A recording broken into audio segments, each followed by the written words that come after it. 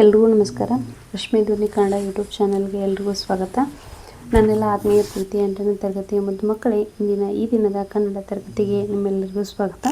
ಮಕ್ಕಳೇ, ನಾವು ಕಳೆದ ದಿನ ತರಗತಿಯಲ್ಲಿ 8ನೇ ತರಗತಿಯ ಕನ್ನಡ ಭಾಷಾ ಪಠ್ಯಪುಸ್ತಕದಲ್ಲಿರ್ತಕ್ಕಂತಹ ಭಾಗ 1ರಲ್ಲಿ ಬರ್ತಕ್ಕಂತಹ ಪಾಠ ಪುಲಿಗೇರಿ ಸೋಮನಾಥ ಕವಿರಚನೆ ಮಾಡಿರ್ತಕ್ಕಂಥ ಸೋಮೇಶ್ವರ ಶತಕ ಅನ್ನುವಂತಹ ಪಾಠವನ್ನು ಸಾರಾಂಶವನ್ನು ನಿನ್ನೆ ದಿನ ತರಗತಿಯಲ್ಲಿ ನೋಡಿದ್ವಿ.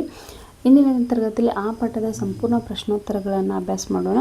ಅದಕ್ಕಿಂತ ಮುಂಚೆ ಪಾಠದ ಕವಿಯ ಪರಿಚಯವನ್ನು ಮತ್ತೊಮ್ಮೆ ಮಾಡಿಕೊಂಡು ಆಮೇಲೆ ಪ್ರಶ್ನೋತ್ತರಗಳ ಕಡೆ ಹೋಗೋಣ. ಬನ್ನಿ, ಯಾರೆಲ್ಲ ಪಠ್ಯಪುಸ್ತಕ ಅಂತಾರೆ ಎಲ್ಲರೂ ಪಠ್ಯಪುಸ್ತಕ ಹೊರತಲ್ಲಿ ಇಟ್ಕೊಳ್ಳಿ.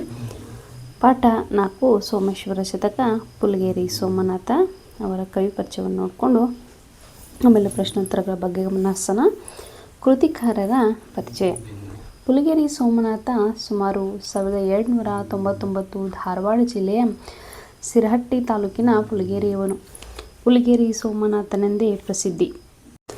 ಕನ್ನಡ, ಸಂಸ್ಕೃತ ಭಾಷಾ ಪಂಡಿತನಾದ ಈತನ ಅಂಕಿತ ಹರಹರ ಶ್ರೀ ಚೆನ್ನ ಸೋಮೇಶ್ವರ. ಕನ್ನಡ ರತ್ನ ಕರಂಡಕ ಕಾವ್ಯವನ್ನು ಚಂಪುವಿನಲ್ಲಿಯೂ ಸೋಮೇಶ್ವರ ಶತಕವನ್ನು ವೃತ್ತ ಛಂದಸ್ಸಿನಲ್ಲಿಯೂ ರಚಿಸಿದ್ದಾನೆ. ಪ್ರಕೃತ ಚೌಪದಿಗಳನ್ನು ಕನ್ನಡ ಸಾಹಿತ್ಯ ಪರಿಷತ್ತು ಸಂಪಾದಿಸಿರುವ ಸೋಮೇಶ್ವರ ಶತಕ ಕೃತಿಯಿಂದ ಆಯ್ಕೆ ಮಾಡಿಕೊಳ್ಳಲಾಗಿದೆ. ಪದಗಳ ಅರ್ಥವನ್ನು ನೋಡೋಣ. ಆತ್ಮ, ತನ್ನ, ಉಡುರಾಜ, ನಕ್ಷತ್ರಾಧಿಪತಿ, ಚಂದ್ರ, ಊರ್ಜಿತ, ರೂಢಿಯಲ್ಲಿರುವ, ಒಲ್ಮೆ, ಪ್ರೀತಿ, ಕೆಲವು, ಕೈಯಾಸೆ, ಲಂಚ ಅಥವಾ ಆಮಿಷ, ಛತ್ರೋಪಾಯ, ಸಾಮ, ದಾನ, ದ್ವಿಜ ಅಂದರೆ ಬ್ರಾಹ್ಮಣ, ನೃಗೋದ, ಆಲದ ಮರ, ಪ್ರತಿಕಾರ್ಯ, ಸ್ವಾಮಿ ಕಾರ್ಯ, ಆಸಕ್ತನಾದವನು ಅಂತ ಕೂಡ ಕರೀತಾರೆ. ಪಾಲಿಸು, ಕಾಪಾಡು, ಸಲಹು,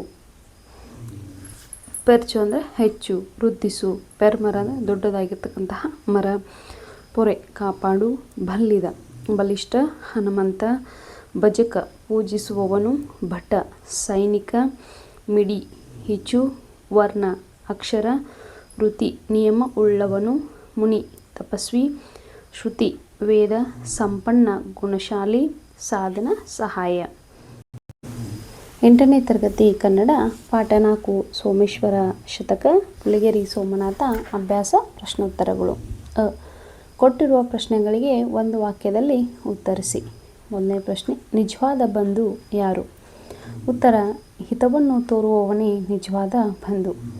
ಎರಡನೇ ಪ್ರಶ್ನೆ, ಧಾರ್ಮಿಕನೆಂದು ಯಾರನ್ನು ಕರೆಯಲಾಗಿದೆ?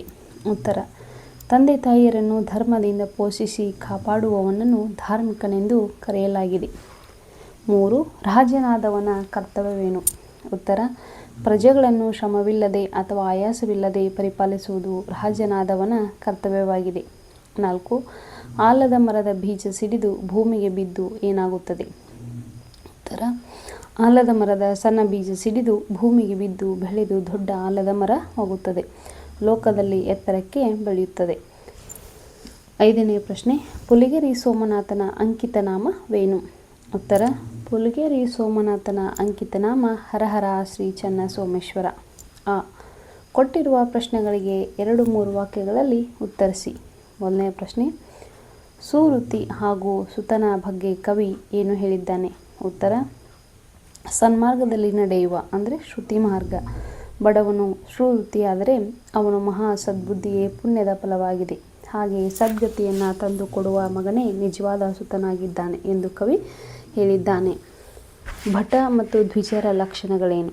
ಉತ್ತರ, ಭಟನಾದ ದೈವದ ಭಕ್ತಿ ಇಲ್ಲದೆ ಬೇರೆ ವಿಚಾರಗಳಲ್ಲಿ ನಿರ್ಭೀತನಾಗಿ ಅಂದರೆ ಹೆದರದೆ ಇರುವವನೇ ನಿಜವಾದ ಭಟ ಅಂದರೆ ಸೈನಿಕ. ಶಾಸ್ತ್ರ ವಿಹಿತವಾದ ಆಚಾರ ವಿಚಾರಗಳನ್ನು ತಪ್ಪದೆ ಪಾಲಿಸುವವನೇ ನಿಜವಾದ ದ್ವಿಜ ಅಂದರೆ ಬ್ರಾಹ್ಮಣ ಅಥವಾ ಶ್ರೇಷ್ಠ ವ್ಯಕ್ತಿ. ಈ ಕೊಟ್ಟಿರುವ ಪ್ರಶ್ನೆಗಳಿಗೆ 5-6 ವಾಕ್ಯಗಳಲ್ಲಿ ಉತ್ತರಿಸಿ. ಮೊದಲನೇ ಪ್ರಶ್ನೆ, ಶ್ರೇಷ್ಠ ಮಂತ್ರಿಯಲ್ಲಿರಬೇಕಾದ ಲಕ್ಷಣಗಳೇನು? ಉತ್ತರ, ಶ್ರೇಷ್ಠ ಮಂತ್ರಿಯಾದವನು ಅತ್ಯಂತ ಗಂಭೀರ ಮನೋಭಾವದವನು, ಧೀರನು, ಗುಣ ಮತ್ತು ಜ್ಞಾನ ಸಂಪನ್ನನು ಹಾಗೂ ಸತ್ಯವಂತನಾಗಿರಬೇಕು. ಅವನು ನಾನಾ ಭಾಷೆಗಳನ್ನು ಬಲ್ಲವನಾಗಿದ್ದು ಯಾವುದೇ ಕಾರಣಕ್ಕೂ ಲಂಚಕ್ಕೆ ಕೈ ಒಡ್ಡದವನಾಗಿರಬೇಕು. ಸಾಮ, ದಾನ, ಭೇದ, ದಂಡ, ಛತ್ರೋಪಾಯಗಳನ್ನು ಚೆನ್ನಾಗಿ ತಿಳಿದುಕೊಂಡು ಒಡೆಯನ ಅಥವಾ ಸ್ವಾಮಿಯ ಕಾರ್ಯವನ್ನು ಪತಿಕಾರ್ಯ ನಿಷ್ಠೆಯಿಂದ ನೆರವೇರಿಸುವವನೇ ವರಮಂತ್ರಿ ಅಥವಾ ಶ್ರೇಷ್ಠ ಮಂತ್ರಿಯಾಗಿದ್ದಾನೆ. 2, ಬಡವ ಬಲ್ಲಿದ ನಾಗವ್ವನು ಎಂಬುದಕ್ಕೆ ಕವಿ ನೀಡಿರುವ ನಿದರ್ಶನಗಳು ಯಾವುವು? ಉತ್ತರ: ಬಡವ ಬಲ್ಲಿದನಾಗುವನು ಅಂದರೆ ಶ್ರೀಮಂತನಾಗುವನು ಎಂಬುದಕ್ಕೆ ಕವಿ ಈ ಕೆಳಗಿನ ನಿದರ್ಶನಗಳನ್ನು ನೀಡಿದ್ದಾನೆ. ಚಂದ್ರನು ಕಲೆಯುಳಿದು ಕ್ಷೀಣಿಸಿದರೂ ಕಾಲಕ್ರಮೇಣ ಮತ್ತೆ ಪೂರ್ಣಚಂದ್ರನಾಗಿ ಬೆಳಗುತ್ತಾನೆ. ಅತ್ಯಂತ ಚಿಕ್ಕದಾದ ಆಲದ ಬೀಜವು ಸಿಡಿದು ಭೂಮಿಗೆ ಬಿದ್ದು ಬೆಳೆದಾಗ ಬೃಹತ್ ಆಲದ ಮರ ಆಗುತ್ತದೆ. ಬೆಂಕಿಯ ಕಿಡಿಯು ಸಣ್ಣದಾಗಿದ್ದರೂ ಬೆಳೆದು ದೊಡ್ಡ ಸಿಡಿಲಾಗಿ ಅಥವಾ ಪರ್ವತದಂತಹ ಜ್ವಾಲೆಯಾಗಿ ಬೆಳೆಯುತ್ತದೆ. ಸಣ್ಣ ಮರವು ಹೂವು ಮಿಂಚೆಯಾಗಿ ಬೆಳೆದು ಕಾಲಾನುಕಾಲಕ್ಕೆ ದೊಡ್ಡ ಫಲವನ್ನು ನೀಡುತ್ತದೆ. ಹಾಗೆಯೇ ದೈವದ ಅನುಗ್ರಹವಿದ್ದರೆ ಬಡವನು ಸಹ ಕಾಲಕ್ರಮೇಣ ಬಲ್ಲಿದನಾಗುತ್ತಾನೆ ಅಂದರೆ ಶ್ರೀಮಂತನಾಗುತ್ತಾನೆ. ಈ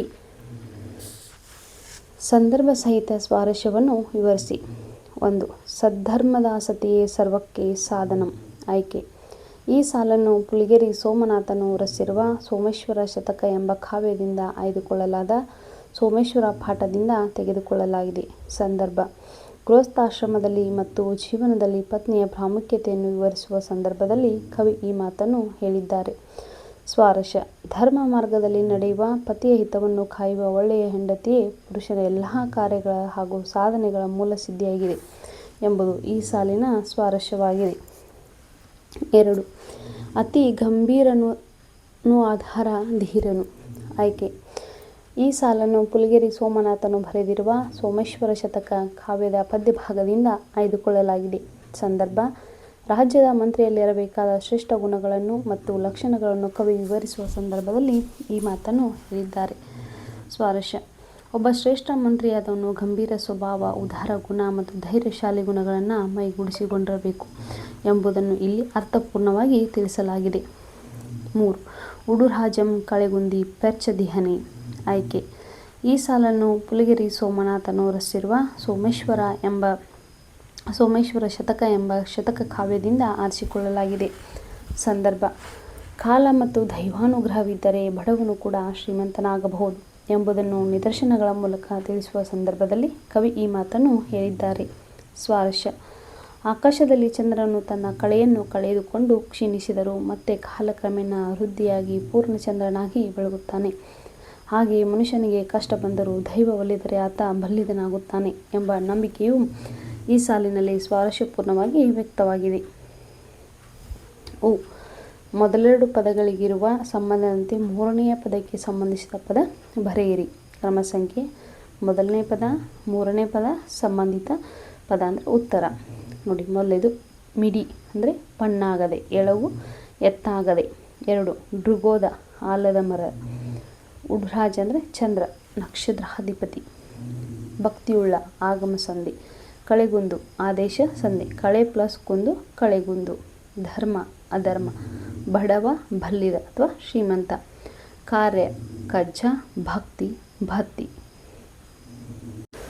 ಮಕ್ಕಳೇ, ಇಂದಿನ ತರಗತಿಯಲ್ಲಿ ನಾವು 8ನೇ ತರಗತಿಯ ಸೋಮೇಶ್ವರ ಶತಕ ಪಾಠದ ಸಂಪೂರ್ಣ ಪ್ರಶ್ನೋತ್ತರಗಳನ್ನು, ಕವಿ ಪರಿಚಯವನ್ನು ಹಾಗೂ ಪದಗಳ ಅರ್ಥವನ್ನೆಲ್ಲವನ್ನು ಕೂಡ ಮತ್ತೊಮ್ಮೆ ನೋಡ್ಕೊಂಡ್ವಿ. ಇದೇ ರೀತಿ ನನ್ನೆಲ್ಲ ತರಗತಿಯನ್ನು ನೋಡ್ತಾ ಇರಿ. ಮುಂದೊಂದು ತರಗತಿಯಲ್ಲಿ ನಿಮ್ಮೆಲ್ಲರನ್ನು ಭೇಟಿ ಆಗ್ತೀನಿ. ಅಲ್ಲಿವರೆಗೂ ಎಲ್ಲರಿಗೂ ನಮಸ್ಕಾರ.